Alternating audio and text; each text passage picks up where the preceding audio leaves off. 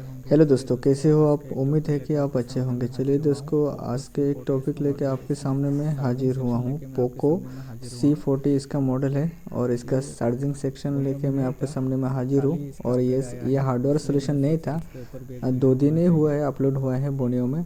तो चलिए मैं आपको दिखाने की कोशिश कर रहा हूँ। ये नया टॉपिक है, इसलिए मैंने सोचा इसके ऊपर भी वीडियो बनाना चाहिए। शायद यूट्यूब में नहीं है। देखिए यहाँ पे हमारा वीवस 5 वोल्ट इन होती है और ये दोनों लाइन हो गया हमारा DPDM की लाइन। अगर आपका कभी चार्जिंग सेक्शन में स्टॉक नहीं हो रहा है, जैसे हमारा चार्जिंग शो हो रहा है लेकिन चार्जिंग में पॉइंट आगे नहीं जा रहा है, तो उसी के अगर प्रॉब्लम हो जाएगा तो आप DPDM की लाइन चेक करिएगा। चलिए थोड़ा आगे मैं आपको ट्रेसिंग करके दिखाने की कोशिश कर रहा हूँ। देख सकते हो आप, ये हो गया हमारा DPDM की लाइन। कहाँ जा रही है आप लोग आगे थोड़ा देखिए, शायद वहाँ पे देखिए। यहाँ पे 2 रजिस्टर मिल गए हमको। ये वाला एक रजिस्टर है, ये भी आप मल्टीमीटर से चेक कर सकते हो। अगर बीप मिला तो हमारा ओके है।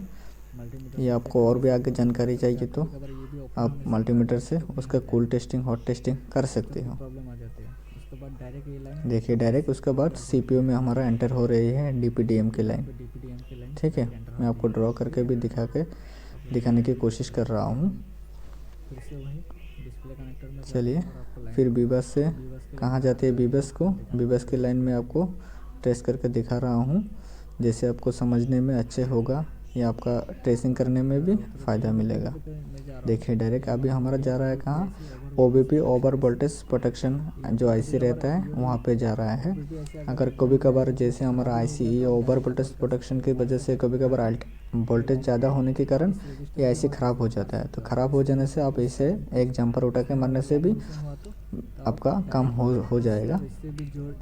अगर ये लाइन मिस हो गया तो उस कैप पे भी आप जंपर लगा सकते हैं। ठीक है भाई, मेरे को पता है आप लोग समझदार हो, आप लोगों को लाइन देखने के लिए ही शायद बोनियो हार्डवेयर सोल्यूशन चाहिए, बाकी आपको सब कुछ पता होगा। देखिए ये हो गया हमारा DC to DC IC है और चार्जिंग भी करता है और हमारा यहाँ से VPH भी बनता है, आप लोगों को पता ही होगा। और मैं आपको दिखाने की कोशिश कर रहा हूँ। ये हो गया हमारा DC to DC IC। कभी कभार ये शॉर्ट होने से भी हमारा मोबाइल की डेड होने की समस्या आती है या प्रॉब्लम आ जाती है। ठीक है भाई, देखिए चार्जिंग सेक्शन की मैं बातें कर रहा हूँ, आगे बातें नहीं करूँगा दूसरे टॉपिक के ऊपर। देखिए ये हो गया हमारा BPS का बूस्ट कॉइल होता है ये, इसमें भी आप देख सकते हो यहाँ पर भी लगभग 3.7 3.8 का करीबन वोल्टेज बनता है।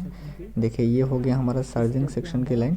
ये कैप में भी आप चेक कर सकते हो 4.2 वोल्ट करीबन मिल सकती है आपको यहाँ, और वो लाइन डायरेक्ट हमारा बैटरी कनेक्टर पे जाती है। देखिए यहाँ पे भी लिखा हुआ है।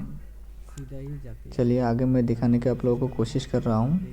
ये लाइन डायरेक्ट हमारा बैटरी कनेक्टर पे मिलेगा। देखिए ये देखिए यहाँ पे 2 कैप हुए, यहाँ पे भी आप चेक कर सकते हो 4.2 वोल्ट करीबन मिल सकते हैं यहाँ पर।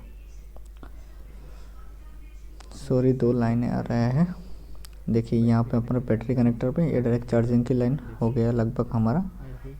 ठीक है, अगर किसी का कुछ जानकारी चाहिए तो मेरे को कमेंट करके बता सकते हो, उसी का टॉपिक के ऊपर मैं वीडियो बनाने की कोशिश करूँगा। ठीक है, वीडियो देखने के लिए बहुत बहुत धन्यवाद। अगर आप नए हैं तो मेरे चैनल को सब्सक्राइब करके रखिए और दूसरों के साथ भी शेयर कीजिए, क्योंकि आपको भी फ़ायदा मिलने वाली है और जो दूसरे वाला देखेंगे वीडियो उनको भी फ़ायदा मिलने वाली है। अगर आपका कुछ चीज़ का रिक्वायरमेंट्स है या आपका कुछ चीज़ का जानकारी चाहिए तो मेरे को आप कमेंट करके बता सकते हैं।